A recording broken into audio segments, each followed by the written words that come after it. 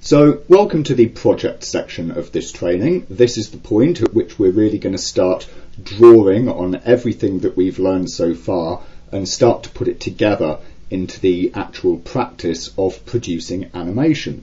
As we work through these next set of videos, we will start with some very basic things and gradually work our way up to more and more and more complex systems and complex animations with control setups and characters of different levels of complexity, and which consequently have different requirements for their animation. Hopefully all of this will be very instructive, very good fun, and we'll enjoy seeing a lot of the examples actually played out through the process of creating them.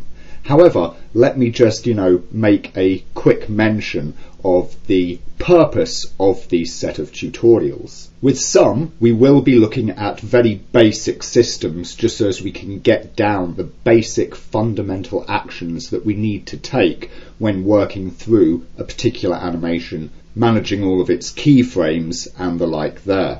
With others, we'll be seeing general formulas for producing certain, specific kinds of animations so that we can get an idea of how we will do things, in a lot of cases when we are producing certain types of animation on a day-to-day basis to help familiarize you all with, of course, these approaches and common workflows that you can, get in your mind and follow along to help you, sort things out as you go. Then with others, we'll be taking a look at much more complex animations and, going through the whole long process of putting those together so that we can, really start to do some creative work with our animation rather than just, of course, doing these very dry, simple sort of example pieces as well, which should also help with understanding workflow practices and the like. One thing, however, to remember is that it's very much like when we spoke about using reference before.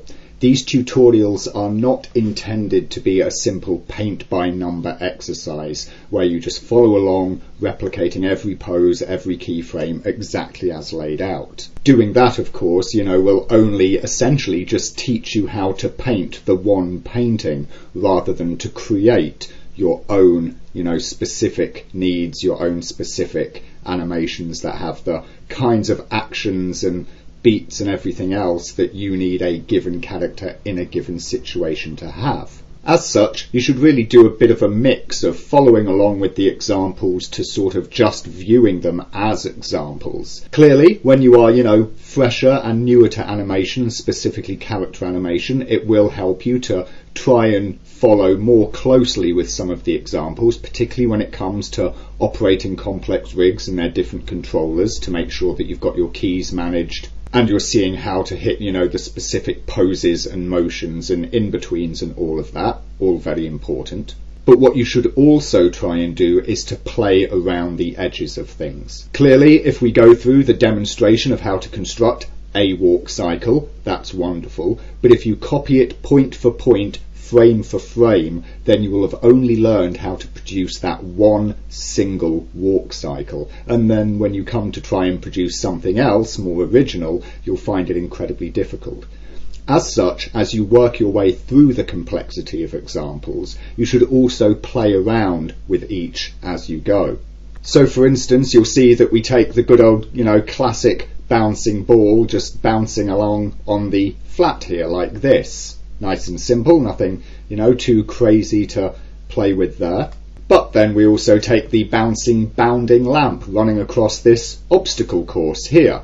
So perhaps what you might want to do is, once you've worked through these examples, rather than going all the way on to the more complex ones, is to keep playing with them repeatedly. Which would mean perhaps taking the bouncing ball and putting it over an obstacle course like this, taking the bouncing lamp and running him across the flat, or indeed redesigning a whole new obstacle course other than what's, been laid out here in the example, so that you can try practicing the exact same principles and the exact same actions in different ways under different conditions. The art of animation really does require practice, and most of all, repeated practice. It might seem incredibly dull to, go and animate a bouncing ball or a swinging pendulum, 2 different ways, 5 different ways, 10 different ways. Repeating this same exercise over and over again, especially when you really want to, start getting to the good stuff. You want to start working on, fun characters and lovely animations like that. The problem is, until certain workflows and until you're used to, laying out keys in certain ways and you've got certain timings in your head so they come naturally, trying to move on will be incredibly difficult. You really will have to practice over and over and over. If you're newer to animation, you will have to start practicing some very simple things, possibly for, quite a while before you are really able to move on to the more complex things and work with them naturally and be able to know what you're doing. However, if you do keep up this, practice and repetitive process of practicing, I promise you that you will improve with time. Do not be disheartened when you are producing your first animations, particularly the first ones on characters, and they come out looking terrible. I guarantee you they will.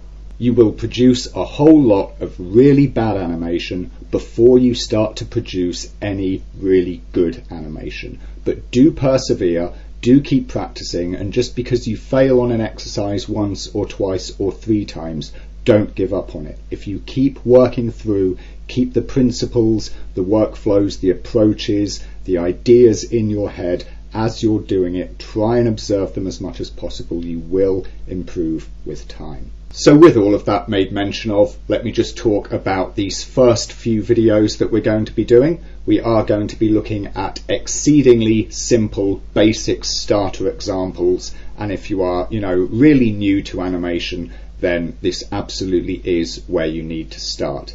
As such, these first few videos really will concentrate on using exceedingly simple systems with very few controllers, producing, very simple animations. But these, particular animations and these particular early exercises really do lay the groundwork for producing the more complex animations further down the line. As we've seen when we've talked about the principles and how those work into things like, the simple body mechanics and all of that, a larger, more complex animation on a character is really just more of these things going on, packed together on multiple interconnected systems. If you can animate them in isolation, as we're doing here, for instance with the bouncing ball example, then you can animate them when they're layered together, or you will find it more easy to do so.